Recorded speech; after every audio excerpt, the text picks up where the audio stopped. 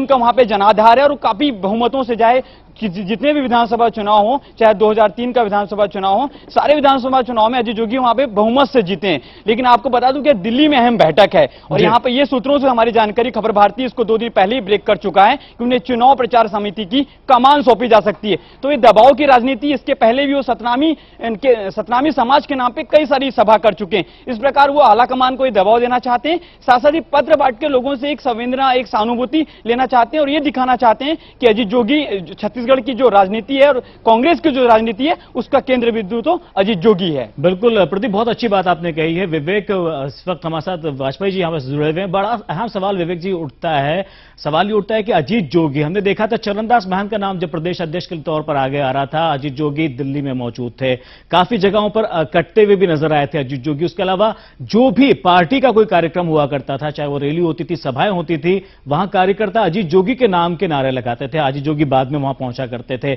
ये रुख हमने पहले भी देखा है, लेकिन अब पार्टी एक होने की जहां बात करती है, एक साथ मिलकर चुनाव करने की बात करती है, वहां पर फिर एक नया पर्चा सामने आता है।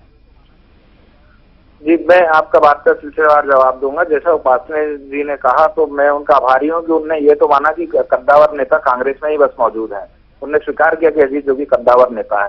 दूसरी, उनने भावनाओं की बात की, तो भावनाओं को करने का काम तो भारतीय जनता पार्टी का जन्म ही भावनाओं को करने के लिए हुआ है। वो राम के नाम पे कभी भावनाओं को करते हैं, कभी किसी ऐसी नेगेटिव मेंटेलिटी के नाम पे लोगों की भावनाओं को करते हैं जिससे बचने का कोई तरीका नहीं होता है। सकारात्मक राजनीति तो मैंने आज तक भाजपा की ना देखी ना सुनी, खासकर विशेषकर छत्तीसगढ़ में। तीसरी और प्रमुख बात की, जो आप लोग कह रहे हैं कि मोहन जी जब अध्यक्ष बने थे तो जोगी जी की बॉडी लैंग्वेज अच्छी नहीं थी। अब वो पिछले बार भी मैंने आप लोगों से चर्चा में कहा था कि बॉडी लैंग्वेज का एनालिसिस का काम बॉडी लैंग्वेज एक्सपर्ट के लिए छोड़ें। हम लोग अगर सब काम खुद ही करने लगेंगे, दूसरे क्या करेंगे? बॉडी लैंग्वेज से किसने क्या कहा, राजनीति में अगर आप बॉडी लैंग्वेज को डिफाइन करने लगेंगे तो राजनीति बहुत कठिन हो जाएगी, जीवन बहुत कठिन हो जाएगा। चलिए, आपके पहले सवाल का जवाब मैं सचिदानंद जी से ले लेता हूं। इस वक्त हमारे साथ बने हुए हैं, क्या कहेंगे सचिदानंद जी आप? सचिदानंद जी, आपको मेरी आवाज मिल पा रही है?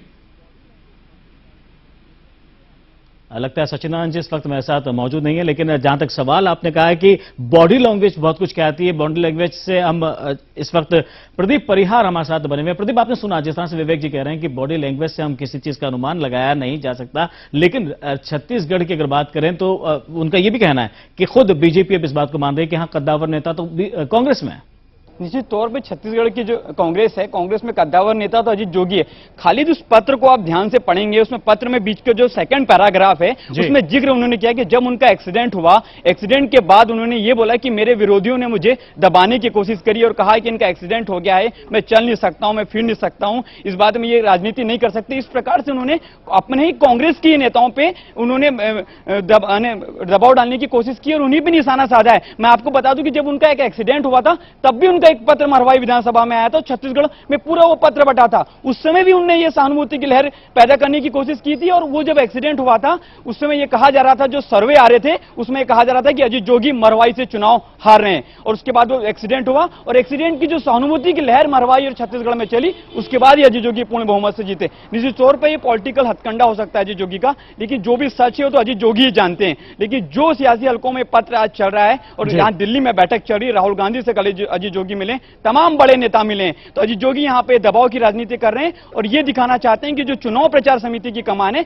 अजीत जोगी को सौंपी जाए और चुनाव होने के बाद जो मुख्यमंत्री पद के दावेदार हैं वो अजीत जोगी ही बने रहे। खाली बिल्कुल, देवेंद्र तोमर हमारे साथ जुड़े हुए। देवेंद्र, बड़ा सवाल यहां पर अहम इस वक्त बनता हुआ नजर आता है। एक तरफ स्क्रीनिंग कमेटी की बैठक चलती है छत्तीसगढ़ के अंदर, उम्मीदवारों के नाम पर चयन होना है और पहली लिस्ट भी घोषित हो सकती है जिसके ऊपर पूरी तरह से चर्चा की जाएगी। दूसरी तरफ फिर वही एक रुख नजर आता है अजीत जोगी का, सिर्फ मरवाही की जनता से अपील, बड़े अंतर से जिताने की अपील।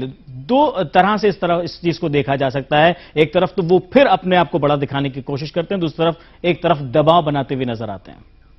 बिल्कुल, खाली देखिए, ये बड़ा आश्चर्यजनक रूप से बात यह है कि ये पर्चा सिर्फ मरवाही में ही बांटा जा रहा है, मरवाही विधानसभा क्षेत्र में, जो उनका विधानसभा क्षेत्र है। जब अगर इस तरह की बात है कि उनका विधानसभा, ये आखिरी विधानसभा चुनाव है, तो ये उनको पूरे प्रदेश में इसकी घोषणा करनी चाहिए, सामने अगर साफ करना चाहिए था कि उनका ये आखिरी विधानसभा चुनाव होगा। अगर इस तरह की बात है तो ये सारे सवाल के जवाब अजीत जोगी खुद ही दें तो ज्यादा बेहतर होगा। वो सामने आए और स्पष्ट करें कि क्या ये बात उन्होंने सिर्फ मरवाही की जनता को भावनात्मक रूप से